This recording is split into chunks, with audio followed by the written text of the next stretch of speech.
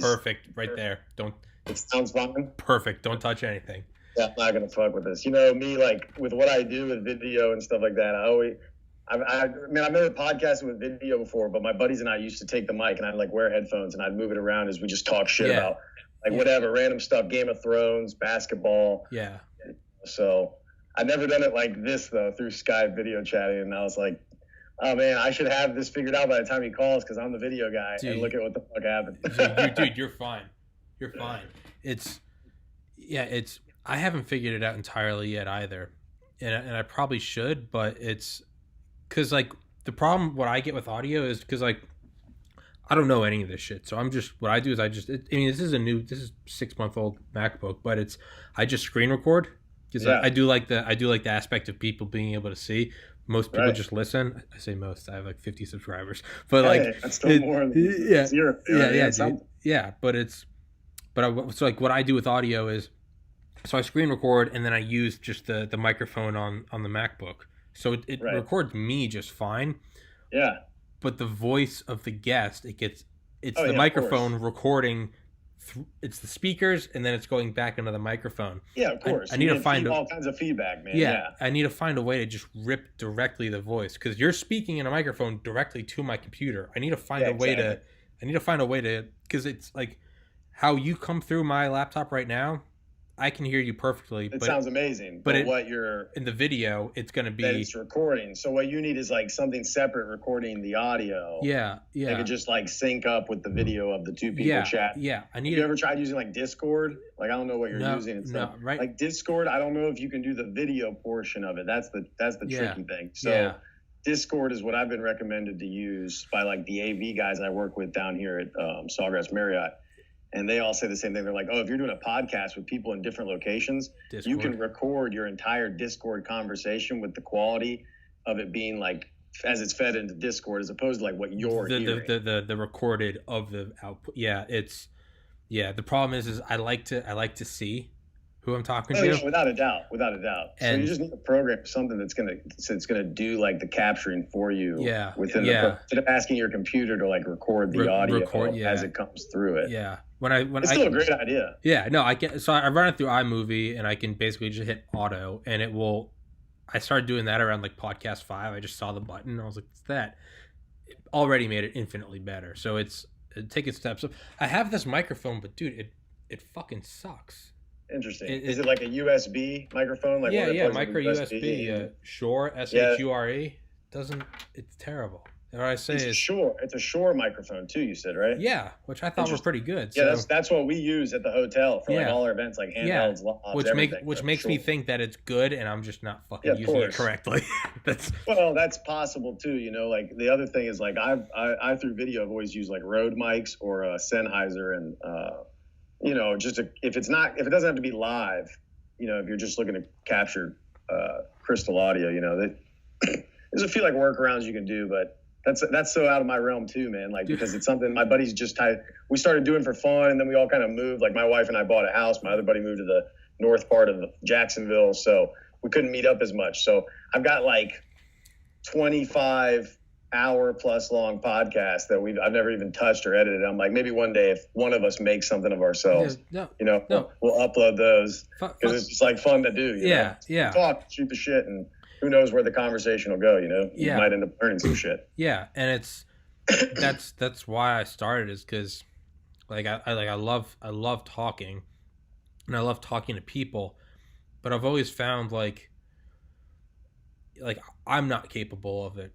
Like, you know, I think of like comedy or something. I always think like I've had conversations where I've, you know, throughout my life, I've always been I'll get people to like just tears laughing, but it's not like it's not like how you guys doing tonight? Well, thanks for coming to my show. It's just hey man, what's going on? And then you get talking and 45 minutes later, you're fucking crying laughing. Yeah, exactly. I'm the same way, man. I'm trying to like figure out how to turn this gift of gab I've been told I have into something that can, you know, make me money or give me an opportunity to try a career I haven't tried before. Cause I like to try all kinds of new stuff. And I definitely have like worked on myself, like in terms of delivery when telling stories, just from seeing what works, seeing what doesn't.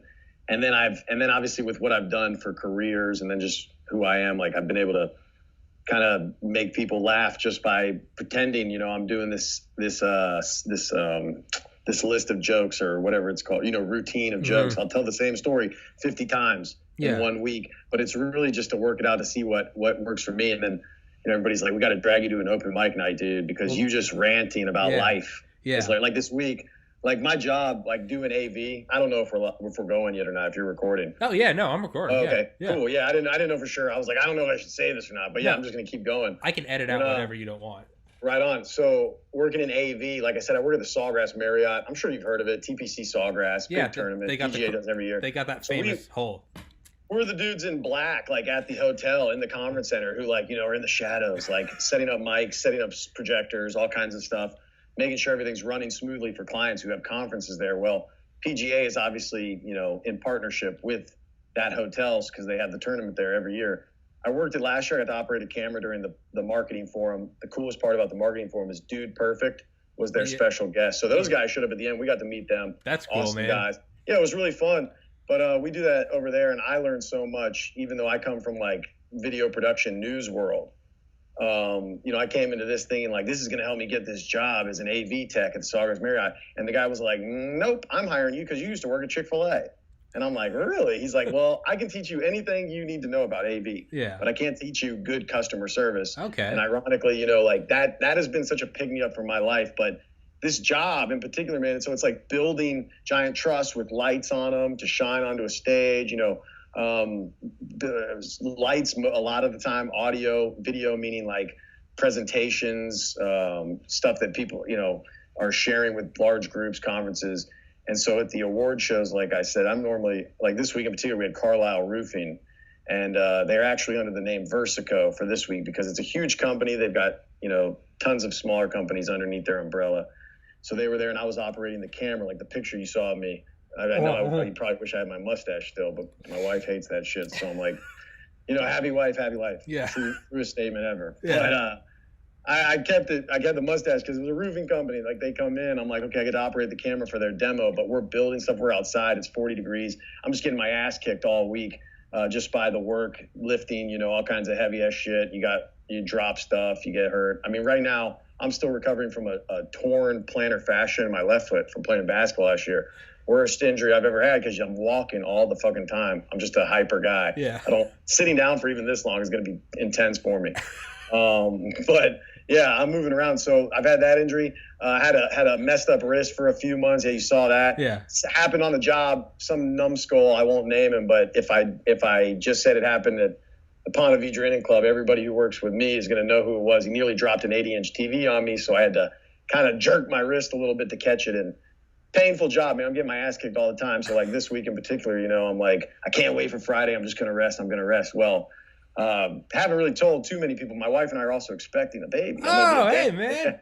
Yeah, man. I'm going to be a dad. We're having a little girl. I'm so happy. Right. Thanks. Congratulations, dude. And so she's scheduled, of course. It was the one day that worked for both of us for her to have the dresser for the baby delivered on Friday. And then I found out last second that the lady delivering it wasn't going to have anybody help her. So I was going to have to help her. So I'm thinking, like, this whole fucking week, man, I'm getting my ass kicked. I'm so ready to rest. And I come home, of course, husband duties kick in. You got to, you're taking care of all this different stuff. And I think it's definitely preparing me for fatherhood. But at the same time, like, it's one of those jobs that just, like, you wouldn't necessarily think it from, from the outside looking in, but you can get your ass kicked. No, I believe it. AV, man, just, you never know what's going to happen. But try to stay as safe as possible, lift with my knees and, go for it. But it's a fun job. Probably the best job I've ever had just because of the crew. And Sawgrass Marriott's a great location. I mean, people aren't in a bad mood when they get there. You know what I'm saying? You're not Ponte Vedra Beach, Florida. Yeah, you're not in a bad mood when you get, you're right. That's actually a good way to look at it. Anytime I've lived in Ponte Vedra Beach. Now I live in technically St. Augustine, but I would tend to say that it's NEACP area. It's all St. Johns County, Florida, just south of Jacksonville. But living there for, I've been here since 2008, since moving from Norcross. It's like anytime people complain to me, I just think we live like so close to the beach. We get like 10 months a year of beautiful weather. We get like a month of winter, if that. It's in the 40s. It doesn't really get colder than that. So take your country club blues elsewhere because we got it nice here, man. People just, it's easy to complain about shit unless you course correct your own perspective. You know? start to realize like how good your own shit is. Yeah, you know? dude, hold on. Let me turn on. Hold on. I'm gonna turn on the heater. Like, I had a crazy teenage experience in there because I left Pius and then went and was like, you know, I went to Norcross High School and people saw me in like fitted hats and jerseys and were like, what's happened to Steve? You know what I mean? And it was like one of those things where it was like, actually, guys, this was me the whole time. Yeah. I'm just able to like let it out now because I'm not in private school. Yeah. Like I have to try to fit this mold of growing my hair out and being this like person I'm not. I mean, and granted, you know, even at Norcross, I was still kind of putting on a front, but I was a teenager, man. You know, it's like you're figuring out who the hell you are. But yeah, once I moved down to Florida, I realized I was like, shit, I don't know any people down here, man. I'm going to the beach like every day or as much as I can. Yeah. Nope. Oh, there's my Ring doorbell and Alexa. I've got like this smart house shit figured out. Yeah. It's so fucking annoying, man, because she'll be like, there's motion at your front door. And I'm like, oh, what did a leaf blow by? Thanks, Ring. You're really protecting us. Nah, it's good. I got the Philips smart lights. I got all this shit down here. I'm like I love the automated stuff, but at the same time, there's definitely some flaws to it. But yeah, and being in Florida, you know, I came down here. I got a second chance at life pretty much because I was a crazy troublemaker up there. Got here, went to school for video, and you know, here I am now. Like, I wish I was making more money. Who doesn't? Yeah. You know, but at the same time, I actually enjoy my work. Have a great wife, great house. We just got in July, expecting to have a baby. You know, so my perspective is all positive at this point.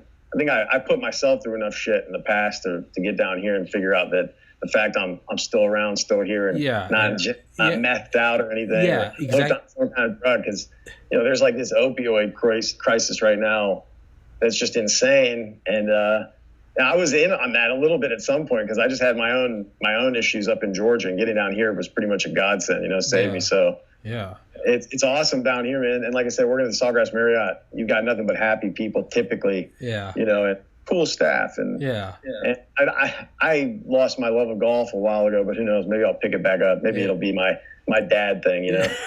I feel like you gotta golf shoes, some Croc golf shoes, and go out there. And if you're gonna be a dad, man, I feel like that's like an automatic. You got to get the mustache back. Yeah, that's what I'm telling her. I'm like, once I teach the baby about the beard and mustache and stuff, once I grow it once, and baby loves it, then I'm like, you can't make me shave this. Well, like, no, you just gotta be a dad. Yeah. You gotta get some jean shorts. You gotta get the mustache. Yeah, exactly. You gotta wear the shorts a little bit higher. You gotta start tucking in the shirt. It's funny. You just described like the Jacksonville Jaguars starting quarterback, Gardner Minshew, in a tee. You know, the guy's got a mustache. He's got like the hippie hairdo. He wears the jean shorts. He's like the perfect guy for this city, man. I kid you not. I've seen pictures. I've seen memes of him on Reddit, and it's like quarterback dad. It's just he's like folklore. He's like a folk hero though now. You know, he's like in a band, like a hippie band. Yeah, right? yeah. I have seen pictures of him. Yeah. Legends of him will be as solid as like John Henry or you know, Huckleberry Finn, that kind of stuff one day. Yeah, man. So I just did a podcast before this. It's just funny because you're talking about, you know, being so grateful for everything. And the guy I just did a podcast with is some dude I talked to online. He's in the Israeli Special Forces. Oh shit! He's talking about literally killing fucking ISIS members. Yeah, But he said the same. He's just like, I was like, man, if you could tell anyone anything, I was like, you know, you got the floor for the last couple minutes. Yeah. And that's what he said. He's like, be so grateful for everything. He's like, just be grateful. That's insane, man. Especially when you're like, when your life is on the line so much and you might not see the people you love ever again. You know what I mean? Like, that's what he was saying. And we were talking about, you know, being fucked up teenagers and just being stupid. Yeah. And he was saying that he's like, he's as a Jewish guy, and he's saying like, that's why I feel for these terrorist groups. He's like, I mean, I got to kill them all, but he's like, yeah, right, yeah. He's like, these guys. He's like, yeah, no, fuck them. That's what he said. He's like, no, blow them all up. But he was like, some of them, man. He's like, they're 16, 17, 8. He's like, they're just kids. He's like, terrible. You know, he's like, we act stupid when we're teenagers and we get in trouble and our parents yell at us. He's like, these kids, they act stupid, but their stupid isn't growing their hair out or getting a tattoo. It's getting a mortar and let's go attack. Yeah.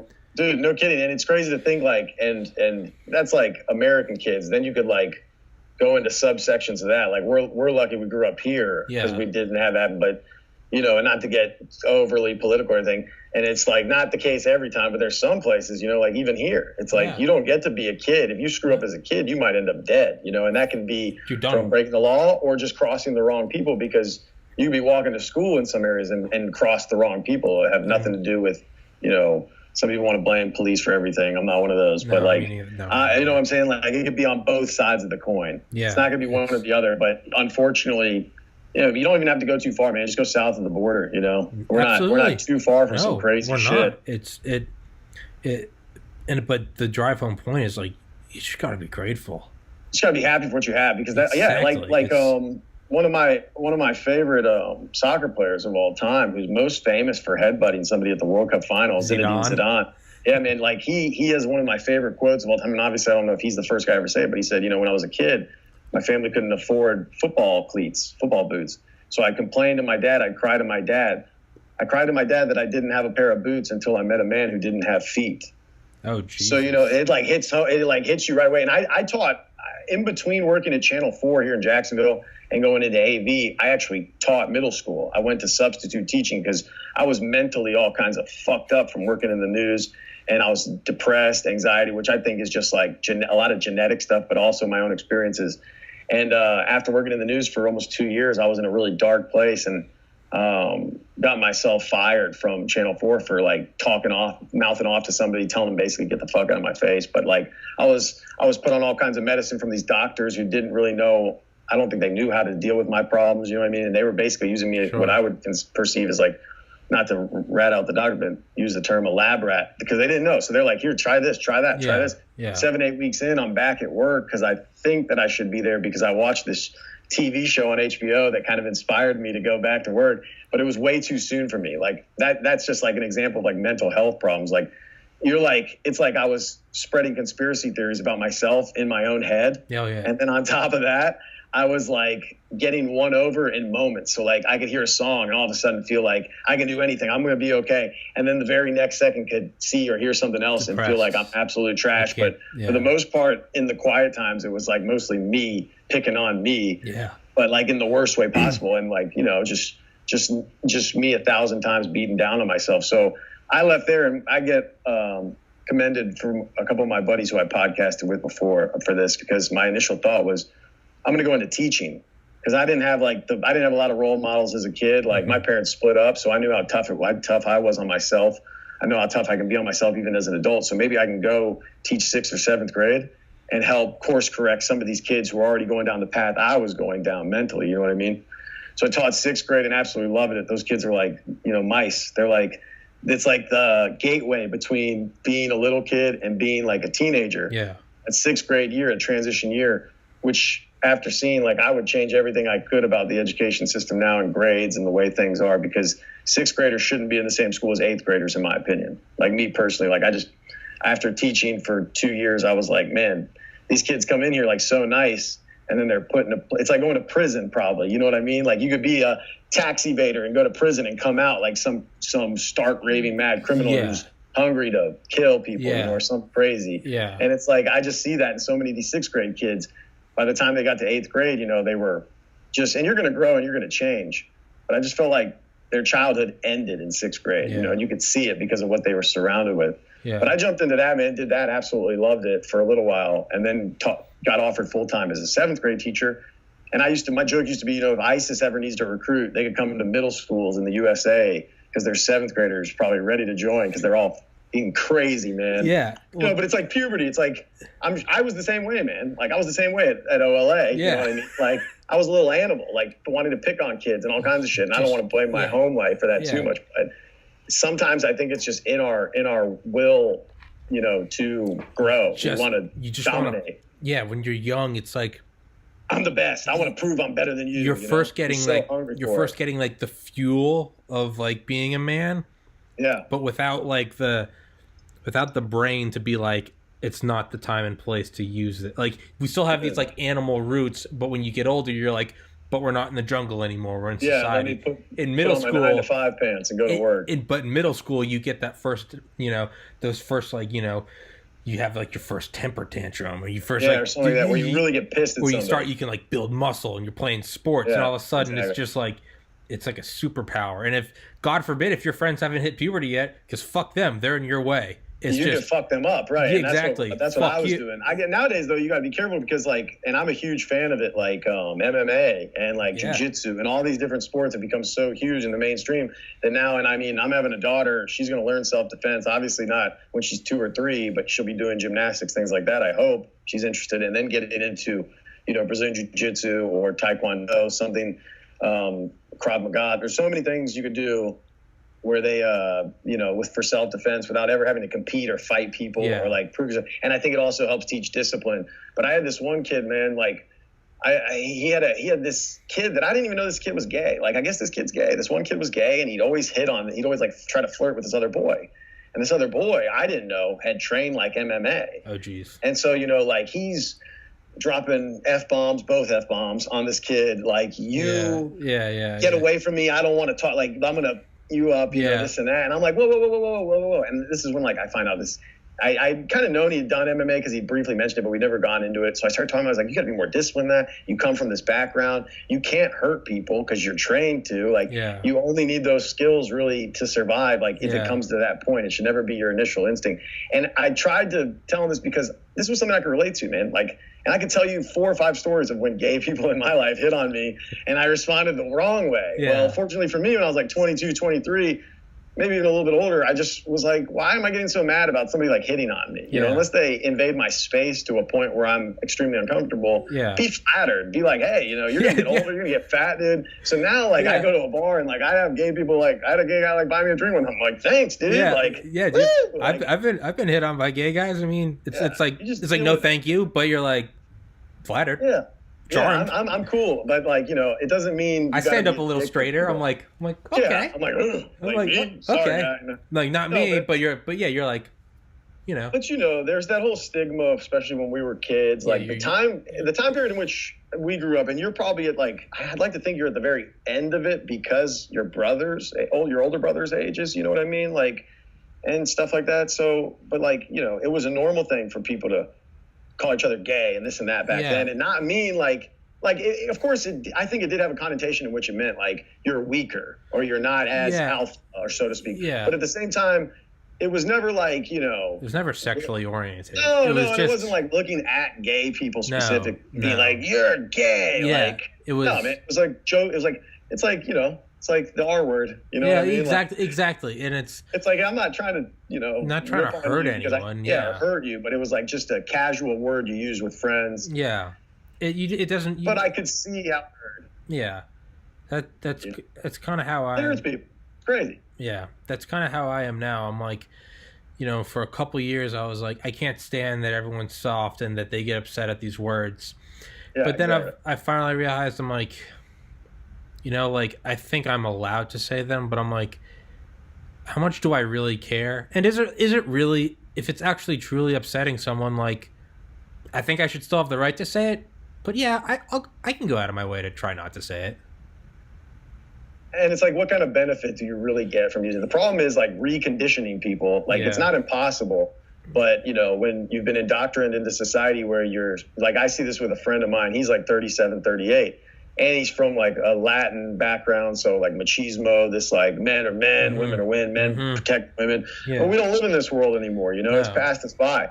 So like you see people like that, and people who are younger than me. I work with a lot of people who are like 24, 25. I'm 31. I'm 29. They see that as super outdated. You know what I mean? Yeah. Like they look at it and they're like, "What's wrong with this person? Like, grow up. Like, get over this and that." And at the sap time, I have my days where I get back in my old ways of being, oh God, like, you're not going to cut me off. I'm a man. Yeah. I'm a man. I got to prove myself. But then other days, it hits me real hard. I'm like, I'm just a meat sack on a floating rock that's going through outer space, and finite time here. I read this story called The Egg by Andy Weir. I've read that. It's unbelievable. It's a great story. I recommend it to anybody and everybody. It's the first time you read it, if it doesn't like blow your freaking entire perception of the universe and the world and God and religion, all these things up, then I think you should read it again because it's absolutely incredible and perception changing. Well, yeah. Was I Hitler? Yes. And the 6 million Jews Yeah, he killed. Was I? exactly. It's like, was I whatever? I don't remember. I read it once, but it was like, was I Michael Jordan? It's like, yes.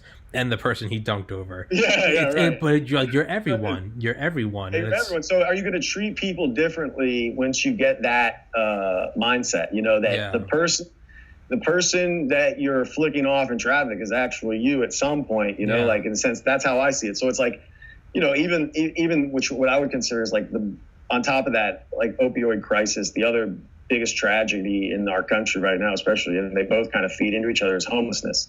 yeah. You know, like, man, and it was tough, like, especially like working at Channel 4, like, because like honestly, my time as a news photographer, I felt, and I got therapy for this. I was like, you know, that's another thing we used to have a stigma about, is the mental health thing, like getting therapy, seeking help. Now I don't care, like, you know, you openly talk about it with people because you never know who you might. I wish I could go to one more regularly now. I was like, costs, you know, and all these things. That's another thing. It's like tragic in this country. It's like the cost of seeing therapists and shit, if you don't have the right kind of insurance and this and that, it's insane. But when she asked me once, you know, how do you feel about your job? My initial reaction as a news photographer was, I'm a vulture. I basically circle this city. I drive around in a Ford Escape or a big news truck waiting for bad things to happen so that I can swoop in and feed off of it and get your goodies and get my goodies because I gotta like, feed my family. Yeah, I knew going into news, man, that like there's agendas and that the media is not what we think it is, at least anymore. You know, unfortunately, I don't know if it ever was truly, but I have to believe that it was, because there were people like, you know, Walter Cronkite on TV, like one guy giving everybody the same information. But now news has been so commoditized. You type in the same thing. You type one thing in Google and you see 1,000 different stories about it. Bing, it's the same. So who's going to be the one who's paying the most? Who's got the most advertising? Who's going to get theirs pushed to the top? You know, even Google's admitted to being involved in all kinds of things. You know, Facebook too. It's bad, man. So like working in news, I realized so much so soon, and then I realized I'm just pushing somebody's agenda. Yeah, I could go to an anti-Trump rally.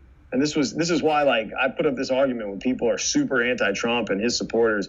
And I'm like, well, in my experiences, you know, I get sent to an anti-Trump rally and I talk to 4 people who are anti-Trump and they'd all say the same things relatively. And I'd be like, okay, that's good soundbite. That's good soundbite. I got 3 super solid anti-Trump soundbites.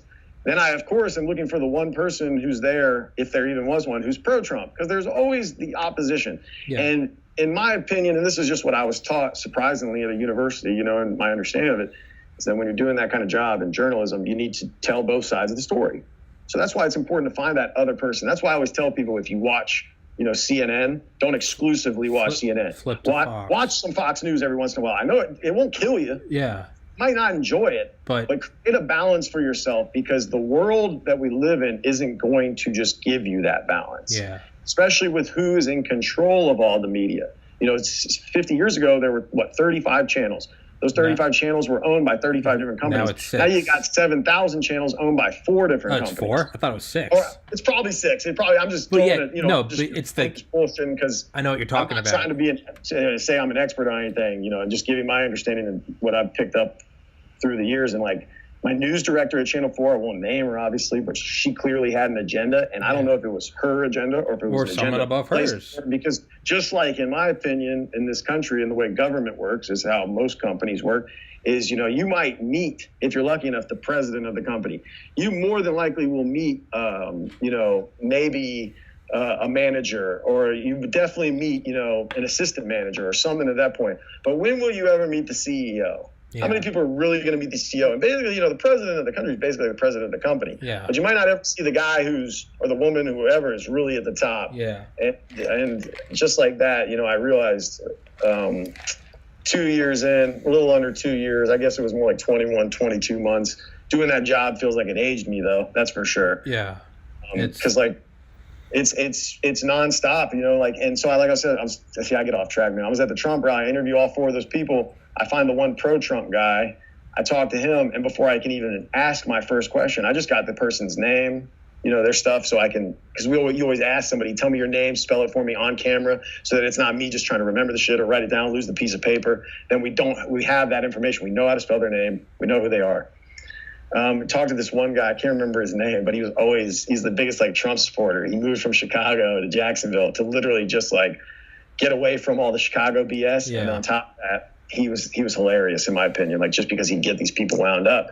And I didn't vote 2016 other than local. Yeah. I didn't vote because I was working for the news, man. I probably won't vote this year either, just because I think it's bullshit anyways. Yeah. But I didn't vote because I'm like, I'm working for the news. Who am I if I'm supposed to be a journalist, middle of the road, and I'm out there voting for president? I get it, it's my right. Yeah. But at the same time, I chose this career, I chose a profession. Meanwhile, you got people in the newsroom arguing about politics. I'm like, who the fuck are you to be giving people the information when your bias is going to leak into this? You know what I mean? Like, it's going to show, or at least it's going to be a part of the writing and a part of the things that you decide to include. Yeah. It's I agree entirely. News is messed up, man. But like, I'd be trying to interview the pro-Trump guy. Sorry, I'm telling the story. Dude, there's no topic. There's nothing. Just fucking go. Trying to interview this pro-Trump guy, and what happens? Like 2 or 3 of the anti-Trump people come over and interrupt me. They don't put their hands on me or anything. They interrupt me. What are you doing interviewing this guy? I thought you were here for our rally. Like, you shouldn't be talking to him. I'm like, folks, I have to tell both sides of the story. And they're like, he's an asshole. Fuck this guy. Blah, blah, blah. And you're like, you're making yourself look insane. Yeah. And this happened. So that happened to me at every anti-Trump protest I went to. But none of the pro-Trump protests, whatever happened, that never happened. It's my own experiences, obviously. So I'm not trying to say that's definitive to everybody, but you know, it's like you go to the pro-Trump rally, I interview the 3 pro-Trump people and then the 1 anti-Trump people, and those people would never interrupt. It was just my experience, but it's like, man, they didn't interrupt. They didn't get crazy. Of course, on TV, it doesn't look that way, especially with mainstream news channels, but I think they are obviously pushing some agenda, and I think we were proving that. And outside of political coverage, the Anderson Cooper thing during the storm coverage, where he was like standing in a puddle. I'm like, that's crazy, but that is so typical of the news. And I've been trying to tell people this. We had flooding in St. Augustine that we're supposed to be reporting on. We couldn't find any. They said, well, find the deepest puddle you can find and splash around in it while you're live on TV. I said, this is the fakest bullshit I've ever heard of in my life. To interject, I was gonna say, and it's, you know, you're saying you never see that at the pro-Trump rally, but even now, like what you and I are saying, like agreeing with that, like I tell all my guests, I definitely lean more right. And as you say, you know, pro-Trump rally, that never happens. I'm noticing that there's no part of me that wants to, you know, jump in and say, but that's just what you've seen, because it's like those are my biases. So I'm like, let's let that slide. Man. So now I'm trying to jump on it and be like, but this is in itself a bias. This is just what you've seen, and I'm agreeing with it. Perspective. So like I'm trying to just observe it more and just be it's like, almost impossible for, I think, people not to have some form of bias. You know what I mean? Like, it's because like, we're all such different in our own experiences and perception. Although we all bleed the same, have the same physical structure, anatomy, whatever you want to say. You know, my experiences are so much different. I personally, this is going to sound like shit to a lot of people, I'm sure.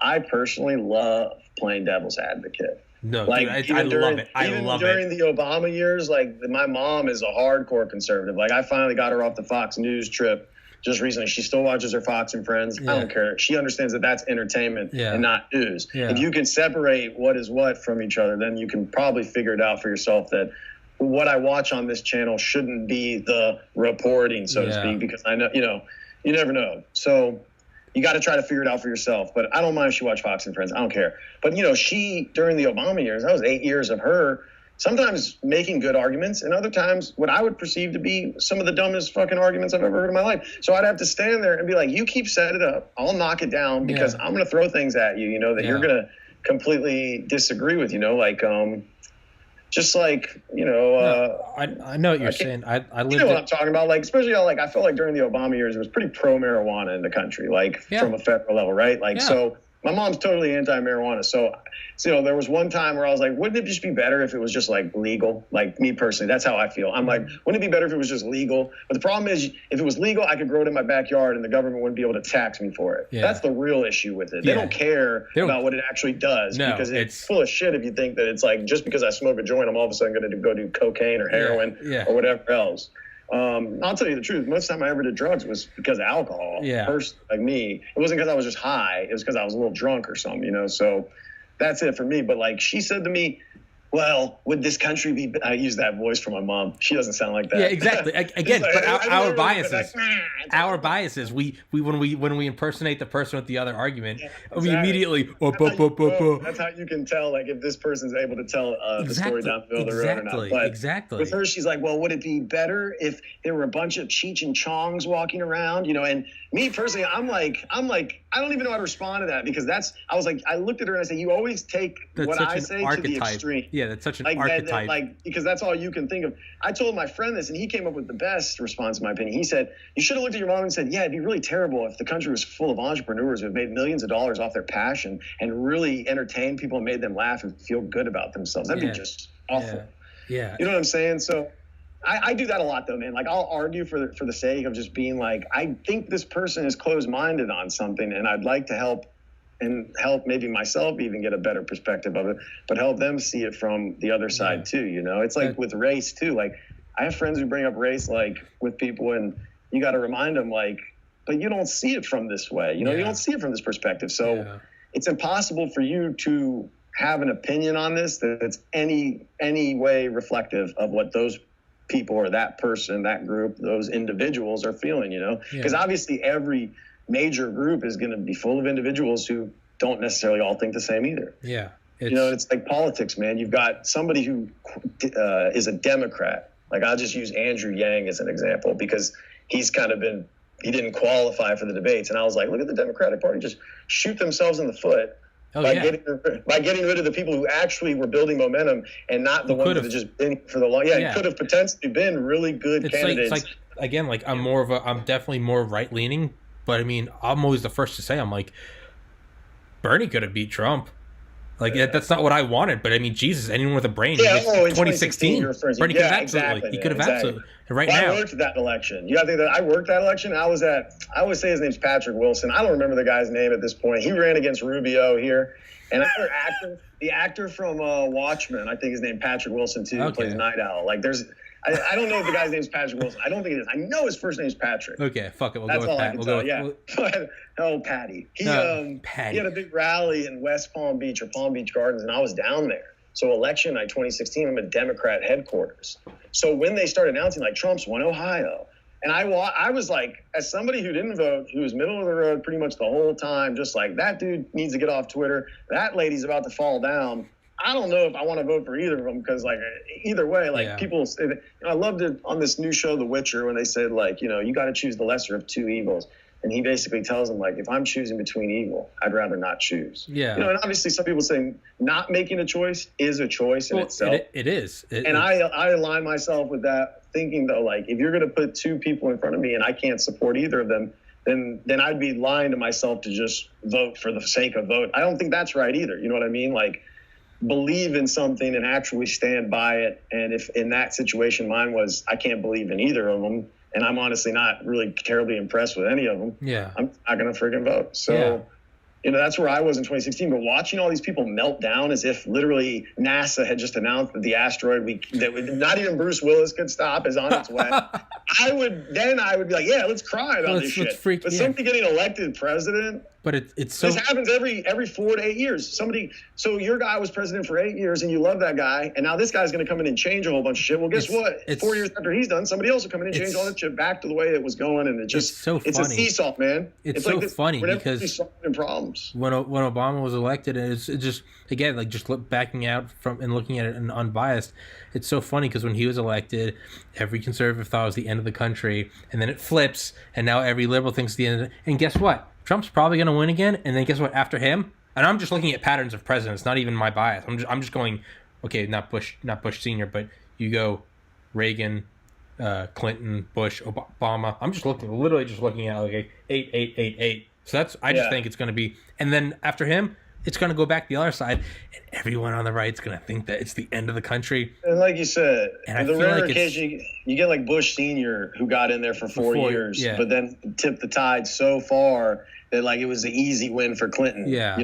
And how many presidents? Jimmy Carter, I guess, because he only had a 4-year term. But like Bush Senior did as well. So like, I feel like something's got to happen where there's a shift where and you can usually see it almost, you know what I mean? Like the scales are tipped, and now the opposition's favor. For Obama, it might have been the Iran deal. I think it could have been the whole, there was so much going on. Dude, that presidency was so filled with what I would consider just drama, drama. But I feel it'll come back. I feel like it's almost good though. Despite all the insanity, it's probably almost good that it's 8 one way, 8 the other, because it's like you can never go too far off the average. So you say it's good, and like obviously the conspiracy craziness inside me goes, yeah, it's really good for the New World Order. That's what the hell they want. They want that balance. As long as they keep, but during all this time, there's like, it's what I would consider, let's say, it's like minor chaos. Like, don't get me wrong, all these tragedies, hands up, don't shoot, Black Lives Matter, all that stuff, but it's a way to divide us. Yes. And as long as they keep us divided through this, like, what we think is like chaos is ensuing in the country, and all this, it's crazy. We can guide you. LGBTQ, I can't even remember all the letters in that stuff sometimes, you know what I mean? But like LGBTQ, RS, WXYZ. And now I know my ABCs. All that tries to divide us, but like, I on a personal level, man, like, don't care what other people do. Leave me alone. If I want to smoke weed at my house, like, leave me alone. If I want to, if I'm not hurting you or hurting anyone else, hurting my spouse, hurting my children, I'm not even hurting the ozone layer. I'm not doing anything to anyone. Leave me alone. If you want to go, have gay fornication, whatever you want to do, fine. Man. I don't care what you want to do. Have you seen that sticker where it's like, my political views? I think gay couples should be able to protect their. I think gay couples should be able to use guns to protect their marijuana plants. Yeah, exactly. That's boom, how I'm just perfect. Like, whatever you have to do. Keep talking. I do this all the time in entertainment now, where they try to force stuff into places where it shouldn't exist. You get like, I don't care if there's a lesbian kiss in Star Wars, but what purpose does it serve for the story? Too bad your story still stunk. You didn't need that to try to make it better. You shouldn't be focusing on your agenda so much, But me personally, I notice that stuff and I hate it. So I'd rather not be there at all. Unless it's natural. Make it organic, If it's an organic gay or lesbian love story, then fantastic. But if not, don't force it down our throats. Yeah, I had to pause for a second. I've been getting my phone's getting blown up with this Kobe Bryant stuff. Oh, man. yeah, shit. Apparently his daughter was on board. Oh, no. One of his daughters, I don't know which daughter, but it was Gianna Maria. I hope it's, I wish it was none of them, but one of them I know was all the passengers are dead. Yeah, and one of his daughters was upcoming basketball player in her high school and stuff. You know what I mean? So it's it's just gonna be devastating for so many different communities beyond just NBA and stuff like that. But the fans who grew up watching that guy, I was telling my friend, I rooted against him every time he played Celtics. Because of how he was so good. He's a Tom Brady. Make these shots. Yeah, you wouldn't expect him to hit these shots. You wouldn't expect him to just have that killer, want the ball in his hands. So frustrating to watch him play and beat all of my mom's from Indiana. So I wanted the Pacers to win the NBA championship when they played them, I think twice and lost both times. Jason Kidd, Allen Iverson. There's so many guys who got denied because of Kobe and Shaq and Kobe then later on. But I thought he would coach the Lakers one day. I thought he would coach Team USA one day because of his international, renown. So it's just such a sudden shock, man. But and that's, I don't even want, that's a whole nother thing. I was mentioning though before we walked away, I was at my brother's bachelor party in Savannah one year. A guy walked up to me and our other friend and said, "Hey, can I smoke here? Do you guys care?" We said, "No, we don't care." And he pulled out a crack pipe and hit it right in front of us in Savannah on a bench. I'm smoking a cigarette. I thought he meant a cigarette. I thought he meant anything but a crack pipe. And a crack pipe. That's the one time, if you do that around me, I'm no, I don't want that shit in my face or my life. There should be a crack den, though, that if you really want to, you should be free to go do it. Smoke your crack in the den. But the moment you leave there, if you break the law, you can get hit twice as hard. You know what I'm saying? But it's the same with alcohol. It's don't drink outside, but you can smoke your crack, but just don't do it outside. You can shoot your heroin. Just don't do it outside. It's just the moment you risk harming other people too. Yeah. You know what I mean? There's all kinds of things. I just don't think that there should be so much control over what we do, to ourselves in privacy. I think we should be able to do whatever we want in our own homes as long as we don't. It's like what Bill Hicks said. He's like, what business is it of yours if what I put in my body, who I have sex with, what I do in my free time? And if you're having a moral dilemma answering that question, let me answer it for you. None of your fucking business. So take that to the bank, cash it, and take a vacation out of my fucking life. That guy's somebody I just discovered recently. Bill Hicks? I'm like, what a fucking legend. Like, because I never dived too deep into, like, the old heads, you know, like the older guys from even the early 90s, late 80s. So I discovered him reading one of his quotes. It was, today a young man on acid realized that we are all one consciousness experiencing itself subjectively. There is no such thing as death. Life is but a dream, and we are the imaginations of ourselves. I was reading that quote, and I was like, who is this guy? I looked him up, Bill Hicks. I'm like, oh, that's a cool, oh, he's dead. I'm like, oh, this was back in 2011. So I'm looking up, I'm a comedian. This is when I went to Valdosta State University. I was in a frat house in my room reading it. Yeah. And I looked it up. I know you went to Valdosta State. I looked up, and Bill Hicks, born and raised in Valdosta. How about that? I knew he was from Georgia. I didn't know Valdosta. I was like, that's crazy. But what are the odds? It is strange. He died where I lived in Arkansas.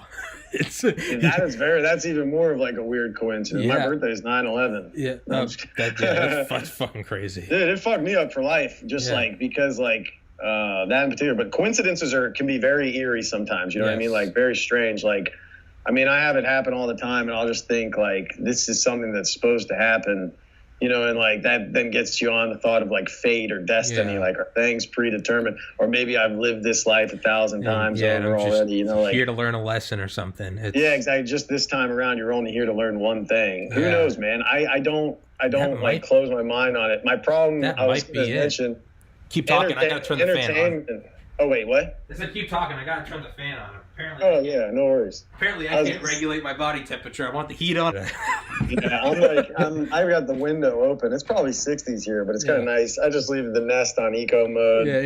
Just open the door, and it's pretty chill. But my big issue nowadays with people. Hold on, go to what you're saying. Live your life the way you want. But my problem is with all these big media conglomerates. Disney is so guilty of it. Is like forcing shit on people. Yeah. You know, it's like this newest Star Wars. Like they put a lesbian kiss at the end of the movie.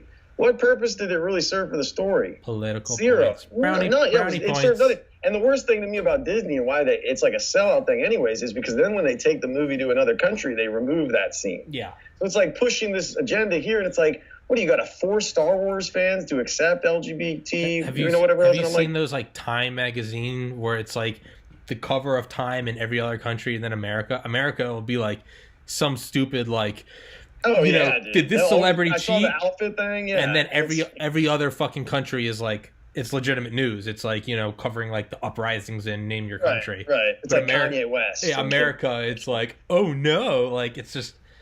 You're right. They've got us figured out, man. It's a science. You know what I mean? They've got it. They fucking. And even at the local news level, you go on. I figured this out when I worked for them. I go on the local website to check out my story. I want to watch the video. Let me find the video, the news piece we did, my live shot. Did it look good? You know, this or that. And I'd look at the advertisers on there, and I'd be like, oh wow. And it just hit me. I'd be like, why is all the advertisement like insurance companies? And then I just kind of realized, like, I'm covering catastrophes. I'm covering what are disaster. they talking about? You get tonight. Car crash. Triple car crash. 8 dead. You know, here's your car insurance. Kobe Bryant. Helicopter crash. Helicopter crash. How's life insurance? You know what I'm saying? House insurance. Like all this different shit. And then on top of that, when you have like managers, telling you when there's a shooting in an area, it's a low poverty. Make sure you don't interview any white people. You know what I mean? Like shit like that. You get Wait, really? Dude, I'm telling you, man, it gets like super political. That noise, that wasn't me pissing. I was pouring water into my cup. I realized it sounded like it. And I was like, oh shit. No, but it's just wild though, man. Don't interview white people and that. Well, like to keep the image, yeah. But to keep an image, you give a certain perspective. You want people to feel a certain way when they watch these stories, but it's not always what's really going on. You know what I mean? Yeah. But I, as the guy who's like camera on, camera off, doesn't matter. I'm there. I saw some really fucking crazy shit. Like my first major story ever was the Pulse nightclub studio. I was gonna say let's talk till 4:30. Fuck that. The person that was supposed to do a later podcast has completely ghosted me, so fuck that. I'm down to keep talking if you are. Yeah, and I would always come back for more, man. I like these kind of conversations. Go. Let's keep going. Pulse Light Club, go. So I worked I got hired full time at Channel 4, and then basically got back from a trip to Hawaii to see a friend I'd seen out there. And within 10 days of being back from that trip, Pulse nightclub shooting happened in Orlando. Sure. Guy went into 49 LGBT nightclub, LGBTQT. That's it. LGBTQ. I keep skipping the Q. No. I'm like, all right. And shot it up, 100 and some people shot. 40, I came into work 49 Sunday. dead, yeah. It was like brand new to a full-time position there. But so I was the Sunday morning guy. I come in and I'm second shift. And they're like, well, you shouldn't be going to Orlando, so don't worry. And I'm like, great. And the next thing I know, I'm out about to get gas for the truck. And they're like, actually come back, get a Ford Escape. You're picking up this reporter. You're going to Orlando. I'm like, for how long? They're like, we don't know yet. Just make sure you have a bag ready to go, clothes, everything else. I'm like, well, I have to go by my house because I need my glasses. I need more contact lenses. Like, can't just leave now. So I picked the reporter up.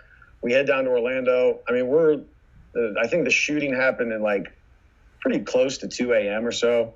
We get down there about noon. So less than 12 hours after all these 100 people have been shot there. They hadn't even pushed the like media the caution tape back, the police, so we could get pretty close.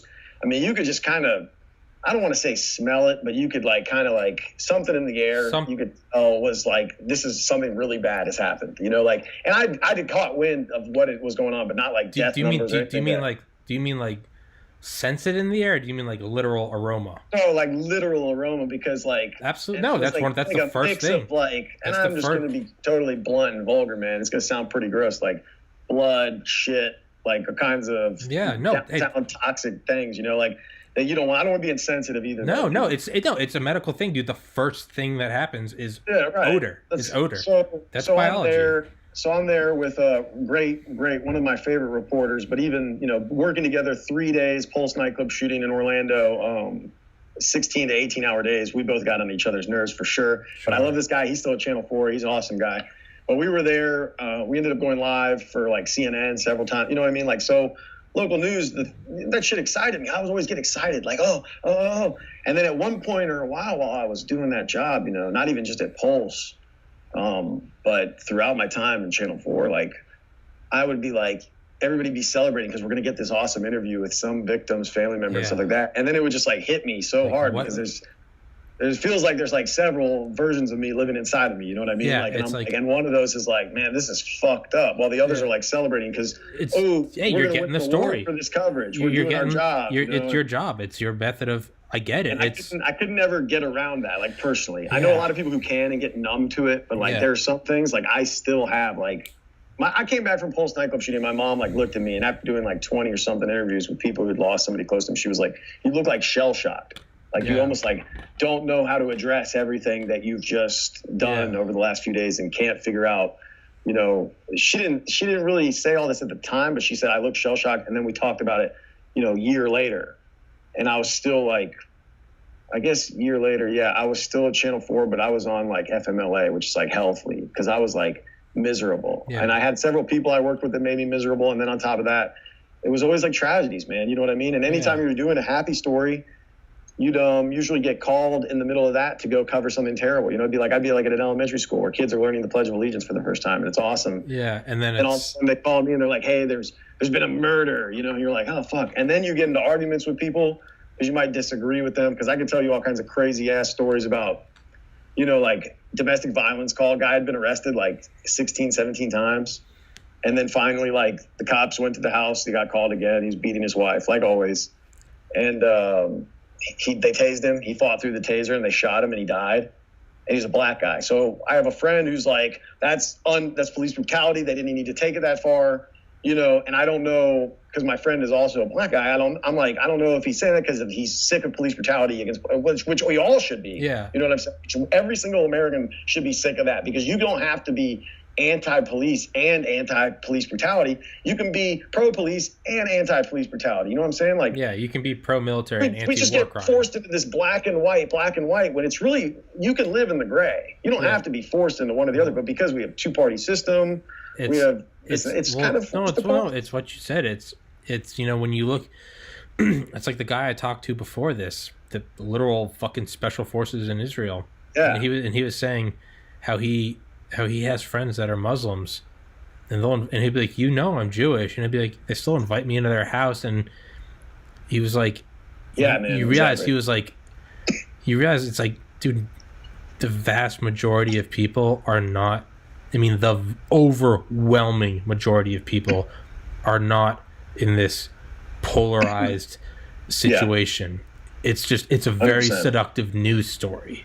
Well, it's like the rotten stigma that Muslims got after 9/11. You know what I mean? And then anytime, anywhere in the world that a Muslim did anything that could be, perceived as, evil or bad, well, then that's going to be pushed to the front to remind people that there's this evil group of people. But if they were all bad, man, there's a billion of them. We'd all be dead. Know. Yeah, it's like we'd the idea. We'd all be dead. It's like the idea. It's like the idea. It's like every gun owner is a bad person. It's like, hey, there are 500 million guns in America. If every person with a gun was bad, you'd know.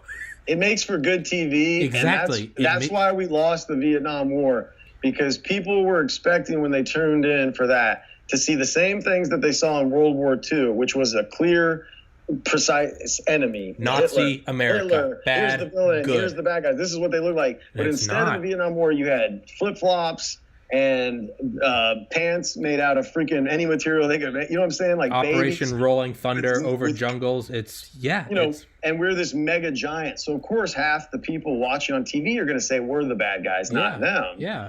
And realistically, it was just there's so many poor things that were handled back then. And who are we because of our age? At this time we can look at it from the aftermath. 50 years later. The historical 50 years. perspective. 50 years. That's why it's like the hardest thing to do in your life, and I can't remember who said this quote, is to try to look at what's happening right now in today's society as if you're looking back 100 years from now and ask yourself, is what's going on right or is it wrong? Because 100 years from now, depending on what really happens, because people always say the victors write it, Yeah. It's write history. But with all the media evidence, we'll be able to look back and tell, you know what I mean? Like, what were we doing? It's like locking all these people up. I'm going to get back to that. I keep ranting, man, but locking all those people up for like marijuana shit, and then the idea that it's going to be legal. So are you going to let all these people out now? Like, what do you do about that? Like, we're going to look at that the same way we look at burning witches because well, exactly. And alcohol prohibition. Look at how silly that shit was. We laugh at it. 100 years ago, exactly, man. So it's like, and you think about it, and you're like, what did that really do? Like, you just made criminals out of a bunch of people who weren't criminals. Like, it's one thing I always think of is like, I think of like, how do we look, like you said, how do we look at it historically? So I look back at World War II, I look at Korea, I look at Vietnam, look at the 80s, whatever. But then I think, wait, go back even farther, because you're looking at that and that's still people are alive from that era. I'm like, no, go back to like the 1500s. Like, what really sticks out? There's like a couple names in a couple events.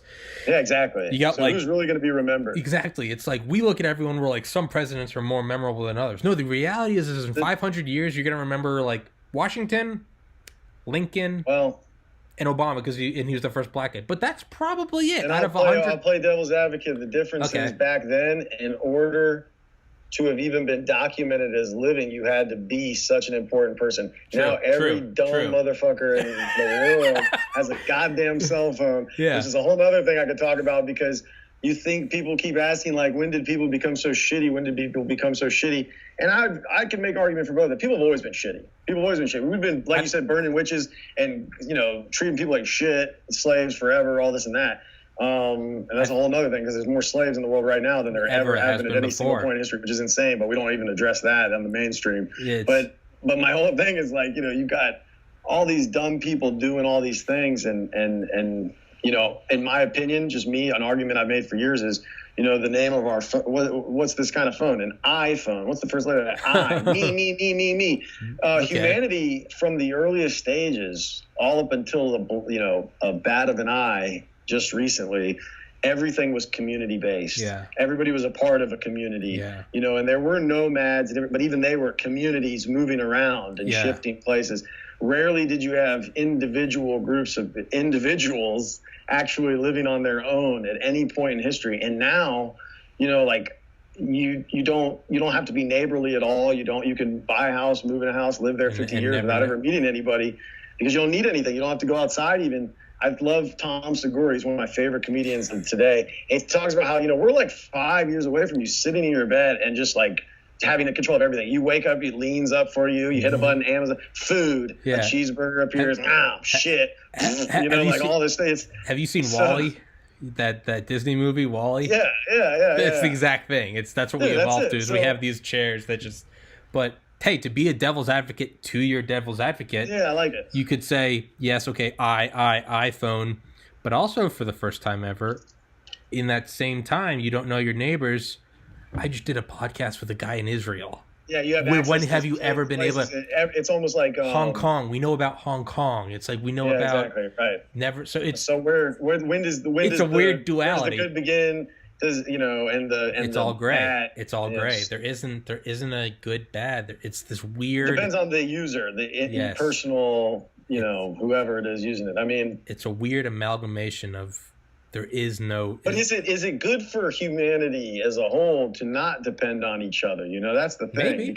Maybe it's good that you can be your own person and not have to depend on... But can we? Because hear me out here. I talked to one of the weathermen at Channel 4 about this a couple years ago. Humanity right now, individually, I think it's the weakest. We are the weakest beings we've ever been in history. Probably. Because, let's put it this way. If the cell phone towers dropped out, if we had to survive a nuclear winter in order to preserve the species, what percentage of humanity is actually out there that knows how to filter water, that knows how to hunt and survive? You know what I'm saying? Exactly. So you think about that. This was when The Revenant came out with Leonardo DiCaprio. Yeah. And it was think about the trappers who were in this country 200 years ago, almost to a T in terms of year, 1620, or no, 1820. Think of 1820, of what it was like, Hugh Glass living back then. If you don't kill anything, you don't survive. You have no means of life. So and then you think about these civilizations, these Native American civilizations that existed here well beyond us. Yeah. And how long they survived, and it was because of their communities. Yeah. It's I'm all for capitalism stuff, but I can't help but think that's a big thing that makes us so much more as individually able to survive. I feel like we're in a weird transition where it's like you're safe under the awning of the movie theater while it's raining. Yeah, exactly. But the car is where we need to get because we can go home. Right now, we're in this weird sprint to the car where technically none of us know how to really hunt. None of us can fucking sew anything or fix anything. Yeah, right. But if we can get through this weird fucking transition and get to the car, we will be stronger than any civilization has ever been. Yeah, exactly. But we're in this weird middle where we might not make it. We don't. And like you said, there's this natural thing, and I think it goes for men and women though. We've had it in us for so long, but now we're this domesticated species. More domesticated than ever before, because now even people are frowning upon hunters and things like that who do it the right way because of their own perception of what hunting is. And I'm not a hunter, but it's if there's an overpopulation of deer or something and you want to go hunt and you're doing it all the right way, then who the hell should stand? No one should stand away, because that's a human instinct almost. It's been passed down to us for generation to generation to generation because it lives within our life. It is. Yeah. It's so, and part of me does think that the tenacity of humanity would survive no matter what. I think we'd survive no matter what. But it is probably, it's almost too bad that I would like to see more kids being taught ways to be self-sufficient, that they don't depend on the TV, they don't depend on all this other form of entertainment or whatever it is. Because I think I'm a big proponent of meditation. I don't do it enough. I meditate every single day. I probably do it a lot more than I give myself credit for, but I don't sit down with the purpose to meditate. But when I am places and I have the moment of calm and I'm so deep into my own thought that I am meditating without even realizing it. I've been doing it for 7-8 years now. I've been doing it since my senior year at Pius. So I'd like to make sure at least my kids have the same. It's a weird thing that we're not taught meditation. I think there's a Buddhist quote where it's if we taught every kid meditation, we'd have course correct. We'd have world peace in 2 generations. Yeah, exactly. And that might seem like a long time, especially from us who are almost to what we would maybe consider our halfway point of existence. Which is wild to think about, man. Dude, I was thinking about that the other day. I was like, whew. What's funny is I hit it all. I started it and then I went on a rant. I was telling about the guy who committed the domestic violence and got shot. Yeah, sure. It's this question of whether or not it was police brutality. And my whole point with that thing, 20 stories later, is that my argument for that was, so what do you want to happen? This is what I said to my friends. So what do you want to happen? Do you want the police to get called next time, but by the time they're actually there, she's already dead? because that's what's proven statistically over domestic violence and relationships, that over a certain period of time, eventually, if it happens, somebody ends up dead. Yeah. And so whether she at least has a chance, I believe, to rehabilitate her life. I don't know what's going on. This was almost 3 years ago, so maybe she already has. But when you're stuck in a relationship like that, it's insane. I get it. Your perception's all skewed. Just like what I would think my friend's perception was skewed, because, he's looking at it from his own side of the story, and with all the police brutality stuff that had been going on, I didn't blame him one bit. Sure. But for me, it was, this is life or death, but we're talking about the victim living. Yeah. Or the, perpetrator. It's, again, I got to shut this door real quick. You're good. This whole thing is like, there's never a black or white. It's a weird, it almost seems like the equation of society, it's almost too big for any of us to understand. It seems like it has to be, and I've done this the last.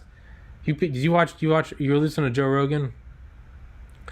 Yeah, I've slowly realized, and this is number 20. I've slowly realized that Joe Rogan always going on to chimps or DMT. I've now found that mine is artificial intelligence. Every conversation it brings up, but it almost seems like we can't figure this out. We've been at the equation of figuring out a homogenous society since 10,000 BC. You know what? Cuneiform. And that's just as far back as we have documented. Exactly. Who knows? You've probably seen the ones with Graham Hancock. Fuck yes. Yeah, it's amazing. He's like my favorite guest ever. With Graham Hancock and Randall Carlson, we could be even farther back. They think that the Sphinx could be 32,000 years. It could be even farther, or 50, or 26 and 52. Those are the numbers. I got to get his book still, Fingerprints of the Gods. I got it on Audible. I need to listen to it. I've had it. He's brilliant. You can listen to him all day. Yeah. And Randall Carlson. Carlson, that's it. Yeah. Dude, it's a match made in heaven. Well, they're just a smart guy. You can tell they back up everything that they. Yeah, it's not normal conspiracy. It's not like me ranting about shit. It's not like you and I are bullshit.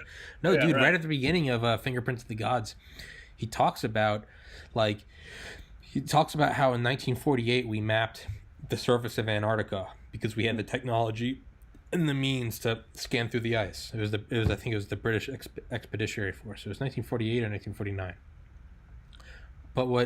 So Graham Hancock found someone who had found, it was 2 degrees removed, but it was a map from 1512, but Antarctica was mapped. Yeah, right. Exactly. But Antarctica was still covered with ice then, and they did not have the technology to look through 2 miles of ice. It's sonar. Yeah. So it only makes sense that the only way and it's mapped perfectly, by the way. Perfectly. Yeah, exactly. Right. No, yeah. So the only way it could be mapped is if that map. So it turns out that map was copied from a map, and it happens a couple times of copied to a point where it was finally it gets back to the oldest possible map, and it was and where is this one from? And the quote, it was 200 AD. It's this map is copied from something beyond antiquity. Yeah, so exactly. But the point is so this guy that uncovered this 1512 map in 1940 something, he sent it to Einstein, and Einstein wrote a response to it. He said, I get questions, ultimate questions from people all over the world every day. Mm-hmm. I don't have time to answer all of them. Yeah. But I could find the book and read the quote, but Einstein says something but this is a question so unique that I have to answer it, and it is, I don't know. The only explanation is someone had to map it 26,000 years ago. Which is insane. But it never gets brought up. It's just oh yeah, I guess you're right. Oh, that's what I mean. It's none of us are wait. It's sort of the whole, we live on a rock flying through space. It's, that's crazy. Anyway, did you hear Kobe Bryant just died? It's yeah, I get it, but no one brings it up. Right. Yeah, exactly. Notre Dame's on fire. We freak out. Kobe Bryant's dead. We freak out for good reason. But at the same time, it's it never comes up that there's some crazy shit. It never comes up that just what is this? we're these weird monkeys, and we're breathing air. What is air? Air is a liquid under the categories in chemistry and physics. Air is a liquid. So we are actually at the bottom of an ocean, 5 times deeper than the Marianas Trench.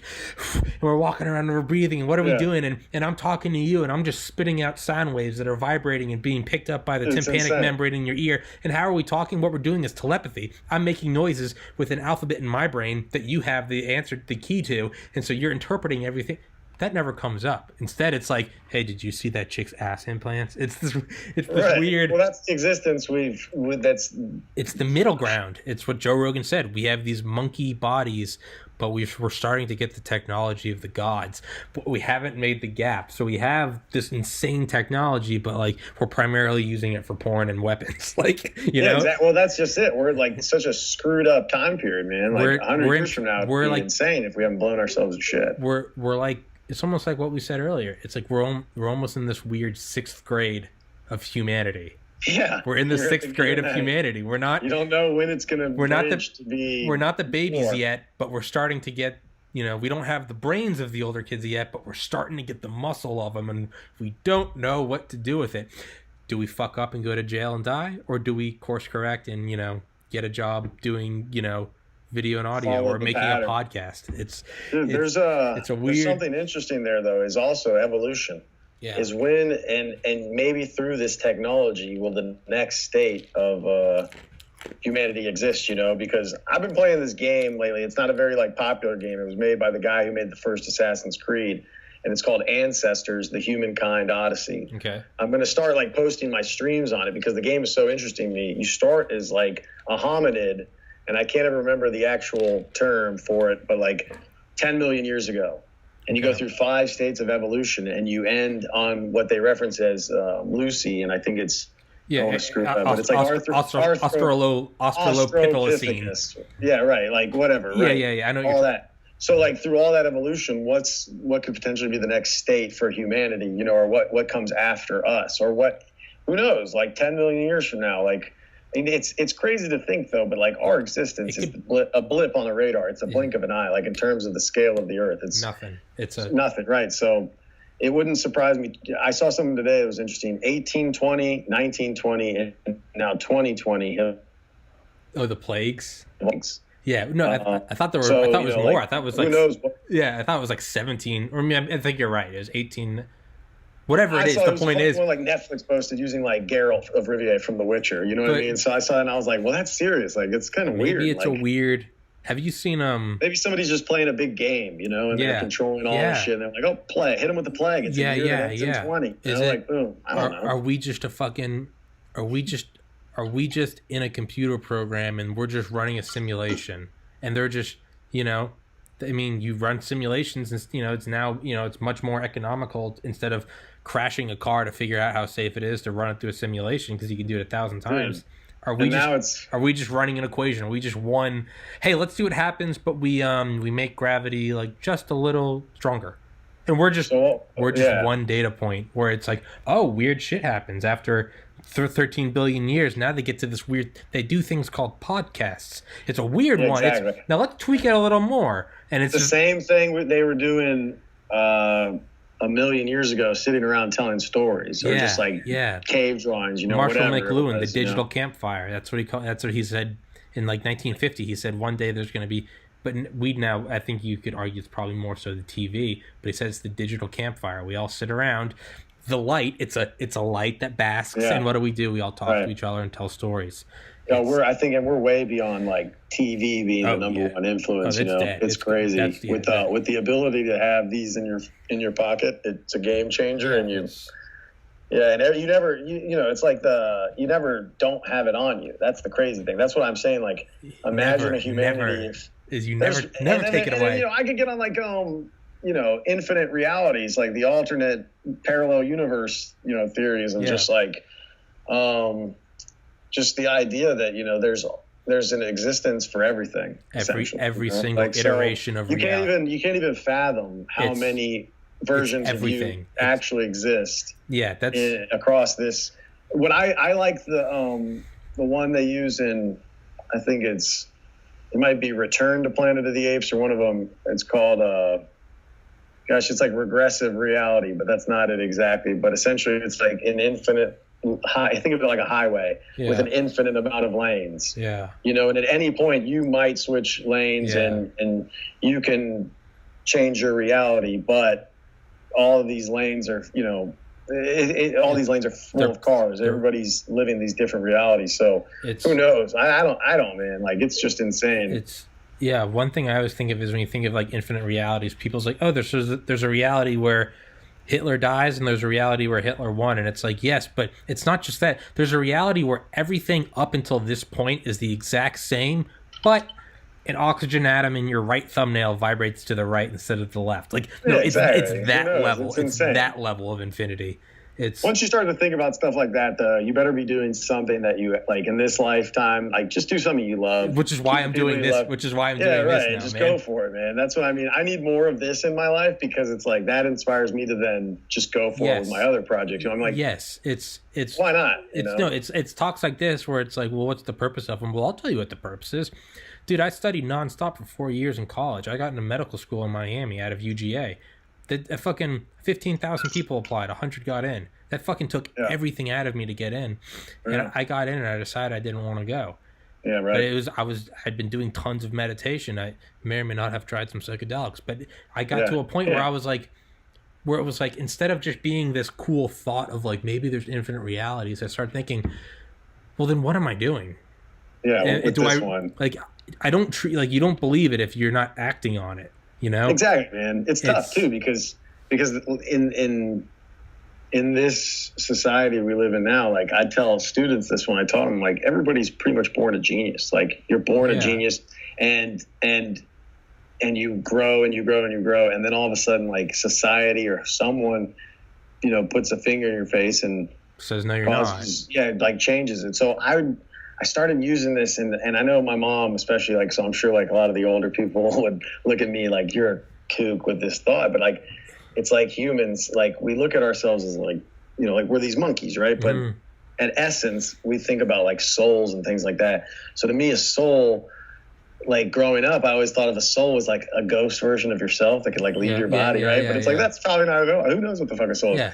Now I describe it to these kids, I'd be like, everybody's born with a ball of energy inside of them. You just picture it, a ball of energy. You don't care what you're thinking of as long as you're thinking of a ball of energy. It can be any color you want. Okay. Like, but you're born with it, and as you're raised and you're taught things and you're hopefully raised well, where people, you know, love you and console you and take care of you, that the ball will build and build and build and build and build.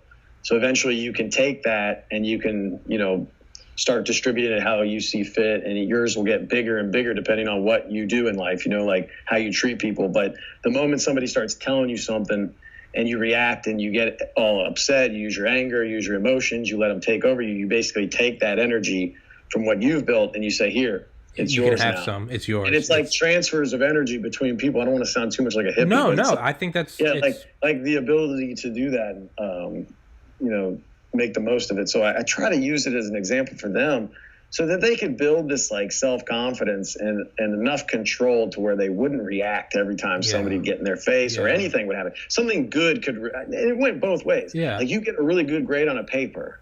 So you're like, yeah, whoa, I'm the best. I'm the smartest kid. Yeah. It's like, take it down a notch. I want you to be happy for yourself. Yeah. But I want you to think about, like, what you're putting out there in the outside. Like, I think everybody should be able to celebrate and enjoy themselves. But like I said, we strayed so far away from community that even kids are taught now they're individually need to do, you know, so they need to succeed or do this or that in order to live a happy life or whatever else it is. And of course, like, playing basketball, playing sports, like, that can build community. But what are we really doing to, like, ensure that the next generation can find, like, some peace together, you know, because realistically, like I said earlier, with the whole way we spoke to each other, I grew up with a brother 6 years older than me. So I grew up getting ripped on, you know, getting made fun of all the time. And I think that definitely contributed a bit to, like, my own lack of self-worth and self-love. Sure. So it took me almost 27, 28, I'd say even almost 29 years of being alive to really, like, love myself. Dude, the way you know what I mean? It's like people, and I know everybody goes through this. Like, a lot of people, some people are just easy to like, get through it, you know? and others it's like a question for their entire life. So Dude, it's crazy that the moment I started doing that, the moment I started realizing that I deserved and the things that happened in my life like are happening for a reason, that I have to maintain like gratefulness, you know, and just be positive and try to help as many people as I can in the ways that I can. Sometimes that means I need to shut the hell up, and sometimes I need to offer advice. And other times, you know, you might just need to boost them up or just tell them the truth. Yeah. It's hard to decipher what each situation calls for. That's what I fuck up the most. Yeah. No, dude, I turned 29 in August, and and I've said this in other episodes, I really don't think I've truly begun like loving myself and being confident until I would say like the last 6 months, and that's to no fault of anyone. That's not throwing shade at my parents or the teachers at OLA. No, it's just for me. I'm like, for the first time ever, I'm just like, hey, the way I look at it is like, what I tell my friends is like, look at and it sounds schizophrenic, but it's like, look at yourself like you're just another friend. So okay, Steven's my friend. You know, my friend Bob, my friend Joe, but it's okay. And Tommy's also your friend. Tommy's trying really hard. Well, hey, give Tommy some break. Give Tommy some slack, just like you give Bob and Joe and your Steve friends, some right? slack. Show people the grace that you, or show yourself the grace that you give other people. Because I've always been like, and that's insanely hard. What I would say is loyal to the wrong people. Like, I've been loyal to a lot of people who like stab me in the back, and I'm sure some people probably think of me as that guy. Like they were loyal to me, and then I did something. Yeah. And you know, like I've even gone back, like, and I don't know if I was just inspired by the movie Billy Madison or what. I've like gone back and apologized to people that I know I was a dickhead to like 20 years ago for no reason. People that I've called names, different things like that. And it wasn't, and I mean, I think it's clear to them like that I'm not just reaching out to try to make peace with them. I'm trying to make peace with myself every day. The difference is, and I don't see myself as somebody that does it like, and I'm special because I do it or anything like that. Just trying my hardest every day to find peace because everybody seeks out happiness, but they don't realize peace can equate to happiness. I heard this on Rogan. I never remember the guy's name, but it was like happiness is just peace in motion. So the goal should always be to find peace. Yeah. And it's like everybody nowadays, especially with social media and everything, you want to be like, oh, I'm so busy all the time. I'm so busy all the time. And it's like, oh, it's great. But when do you ever get time to just like find peace and be at peace with yourself? Because if you're just busy all the time, then that sounds terrible. Like, but that's like the goal we've created. Like, so I'm a hustler. I've got stuff to do today. I've got I mean, and I get down on myself all the time. My wife works so hard and she's so amazing. And I just try to play the support role a lot of the times. Cause like when I'm in slow season at the hotel and I don't have anything to do, I'm trying to do as much as I can at home, do as much as I can for us. You know what I mean? And that can be a struggle. And then I get down on myself if I don't stay focused, like, you know, and all of our brains work so differently. Like, so I don't know, man. I think, like, me personally, like, depression, anxiety, definitely some ADD, like, craziness in there. You and I are the same. No, I get focused. Like, the worst thing is, like, you know, I like to smoke bud. Like, I don't drink as much as I used to. I don't drink anymore. I haven't drank in 3 years, 4 years. Sometimes I literally take, like, the smallest doses of, like, Adderall to get focused. And I'm like, I wish I could just tap into this naturally, like, so bad. And then I'll guilt myself. Yeah. So I realize, like, but if I get things done and I'm doing the right thing and I'm not overdoing it, then it's okay. But am I just convincing myself? It's a constant, you know, give and take with yourself. And when do you finally get to the point where you just say, I'm at peace, I'm happy, I trust myself, I love myself, I'm going to give up control? Because this is what I came to terms with. My friends and I did this whole thing in July, and this is when we stopped podcasting. We called it Dry July. So for the month of July, I gave up weed, I gave up fast food, I gave up fried food, I gave up late night snacking, gave up porn, you know, like gave up just a bunch of like things that I perceived as like could be bad. I put limitations in social media was the big one.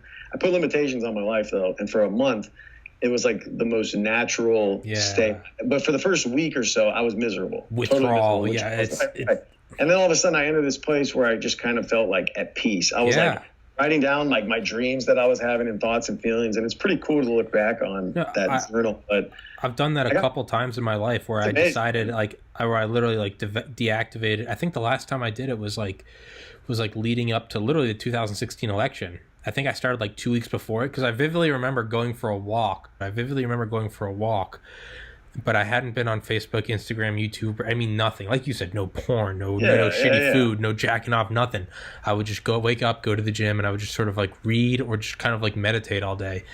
And I remember like it finally, like it was like the night of the election. I remember walking around and just I almost felt like I was in a dream because everyone was just going around. Everyone's voting. There's voting booths everywhere, and I just remember I was so intrigued that like the leaves were changing colors, and it wasn't this. It wasn't like this. In tune with yourself and the universe. It wasn't this like it wasn't this Hillary Trump showdown. It was the leaves are changing colors. I call it the distract. We're in the distracted state right now of humanity. Yeah, it's essentially like everyone's just living distracted, and the only people that are truly living and happy are the ones that have turned off all this nonsense, this social media, this. It's like a facade, it's just like this cloud of smoke that we see and we think that's real, but you could just go and blow and all that smoke will separate. Yeah. I started thinking about this in July and I struggle with it so much every day though, but my entire life, the way I acted, the way I treated things, it was as if I was in a river trying to control the current, trying to change it myself, using my own emotions, my hand. And then during this dry July, during this month and a half or so, I realized it's just a waterfall and I just got to let it wash over me. And there's no point in trying to change it. Just embrace it and soak it in and then, do what you can. You just let everything. It's like what Alan Watts said. He's like, imagine jumping off a cliff and you and a boulder are falling and you're trying so hard to hold on to the boulder. But the reality is you can hold on to the boulder or not. You guys are both going straight down to your death. And it's like, that's what birth is. You're born and you're just trying to grab on to everything. And it's like, it doesn't matter. You're just hurtling to the abyss. And it's just. So, let go. Yeah. Just do. Obviously, that doesn't mean like, don't give a shit. Don't start eating Fritos every night. Yeah. But it's just. Like nonstop. It's just in general, it's like, I think it was. I forget who said it. It might have been Timothy Leary, but he said, at some point in life, you stop fighting, you pick up your feet, and let the stream carry you home. And it's... Wow, yeah, that's good. Yeah. Because realistically, like, how much control... We want, I think, and some people are control freaks, and I can be that way too, but it's like, they have to have control, and it's like, you can't. Like, unfortunately, like, you're going to be miserable, you just got to let go sometimes, and... Can't let your ego get in the way, because that was the other big thing about like working in the news business is how important like egos were. Like, and I don't look at myself as somebody with a big ego personally. Maybe that's my ego. I don't fucking know. But I'm like I'm just not into myself that way. I don't talk about myself that way. Maybe it comes from a bunch of other stuff. But like working with reporters who literally thought they were like God's gift to Earth, because they're on TV giving people the news, and I'm like, this is a joke. And like the social media part of it, it's even how important they perceive themselves to be. The ones that have gone on to be the most successful that I worked with were the ones with the smallest egos. Most humble dude, the most humble ones that treated the janitor just as much as they just treated the mayor that we just interviewed. And it like was an important thing to see, and then to see a lot of them go on to succeed. One in particular in Atlanta, she's just killing it, like just absolutely destroying it. And I couldn't be happier for somebody in that industry because of how humble she was, how hardworking she is, and how just pleasant she was to be around and friendly, to everybody. Yeah. Could be me, could be the freaking guy in the booth, could be the director, could be the like I said, the general manager or the news director, whoever. So she was always so nice and humble. And you want to see that from people. You want to see those people succeed, in my opinion, Yeah. So it's nice, but that industry, man, it's a dog eat dog world, and I'd rather work in a team we're just supportive of each other, and trying to reach a goal together and work together the best we can, instead of I got to do this to get over you, and you're really trying to go against me, and I'm gonna talk shit about you and this and that. It's like that's what it was like interviewing for medical schools. It was just this. There was just this certain level of like. You could never just be like, what's up? It was just like you're in interviews and it was just constantly looking for chinks in the armor. How do I get ahead? And I was just like, I feel like this is the antithesis to medicine, helping people. Exactly. But I'm sitting here like, how the fuck do I stomp on my enemies to get to the top? And I was just like, I don't think any of it's for me, man. That's why I like doing this, because this podcast is me. No one produces it. No one does the social. It's me. I'm competing with fake or anything. Like, I'm competing with me. It's right. So I just have on people and fucking talk, man. It's and it's fun. This was a good time, dude. And like there's so much more I feel like we could talk about. I was like prepared to talk about myself, and talk about like my life and career and stuff. And, and then this became like, let's talk about like the universe and shit. And I'm like, oh my God. Like, that's why at the beginning I said, that's why I like these conversations. Cause there's no, like, I have talking points. It's exactly. People ask me, they're like, I'll ask them to come on. They'll be like, what do I need prepared? And I'll be like, not only do you not need anything prepared, if you do prepare for it, it's not going to be fun. Yeah, exactly. It's going to be too much trying to like go. I was about to write stuff down, and I looked at Amy, my wife, and I was like, I'm not going to write anything down. Yeah, I was like, there's no point. Like, let's just go. Let's just see what happens. And like we like talking about alternate realities and stuff. Like, and I get myself like worked up, way overly worked up when doing anything like this. Even when we were just doing mics with my buddies and I, because it was like I'm like, this is being recorded, and it's like so to me, it's still like a big deal. But you know, like I said, to the rest of society, it's just like everyday shit. Like getting your photo. This is the example I love using. Getting your photo taken 100 years ago, or 150 years ago, was like the most special thing that you ever had. Nowadays, it's like, and I do it too, but I don't post nearly as much. But it's because like I said, I don't have the ego for it. Like when somebody posts like a selfie and it's like the same picture like 30 times, they just like move their head a little bit each time. I'm like, what is wrong with you? Like, to me, that's when I buy into that whole, like, there's a new iPhone. It's like for this kind of behavior, like it is insane that people act this way. And you have in the new iPhones, and they blur the background so it focuses on your face. You ever seen I'm a video game addict, dude. So like I play video games like every night, and I'm like, I get down on myself because I sit there and I think sometimes I'm like, imagine who you would have become or what would have happened if you'd never played video. But then you can't do that because I do love my life now. I have an amazing life. I'm having a kid, like everything's great. So you can't go down that avenue of starting to like play that game with yourself. If you're happy with where you are now, you have to be happy with everything that led up to it. If you're happy with a meal, you have to be happy with every ingredient. It's Jordan said that once, and when somebody was like having a deep conversation with him about his dad dying, getting murdered, and so like, would you change everything? He was like, no. He said, if I change just one thing, then everything changes. You know, and it's like maybe in another reality things are different, but I'm here now and I can't think about the others. My biggest issue in life is, am I putting my best effort into doing everything I can with the abilities that I have? Sure. Because I'm not the smartest guy. And I'm a hard worker, but I can't be the hardest working guy all the time. But the thing is, like, so what can I do still with the gifts that I have?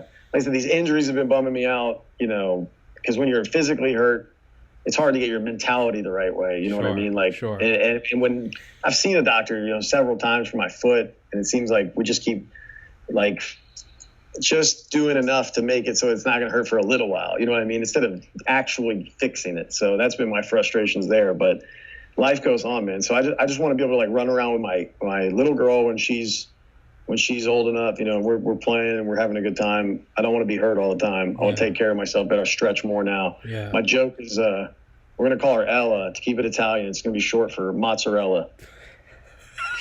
So yeah, that's my I like it. Italian joke. Who knows? I'm excited, man. But dude, you know, life's good. And I'd like to think for most people who are above ground still, life is good. Like, because there's always, you know, it's so corny and cliche, but it's like, you know, the night gets darkest right before the dawn. You've always got to be able to rise again. You know, you've always got to be able to. And if I've done it through many years in which I'd consider I've lived like 6 or 7 lives, man. Like OLA, Pius, that was all like the end of like a good childhood period. Like, but like, there was a lot of like bad times there too. You know what I mean? Then my Norcross days, getting in trouble, getting arrested, I went to Western Kentucky for 6 weeks, got arrested twice in 6 weeks. Like, what a crazy person. Who does that? Like, what kind of idiot? But it was all part of my growth, you know what I mean? All part of my life and where I was headed. And now I'm still not like, I look at myself, I'm still like, you still haven't done shit.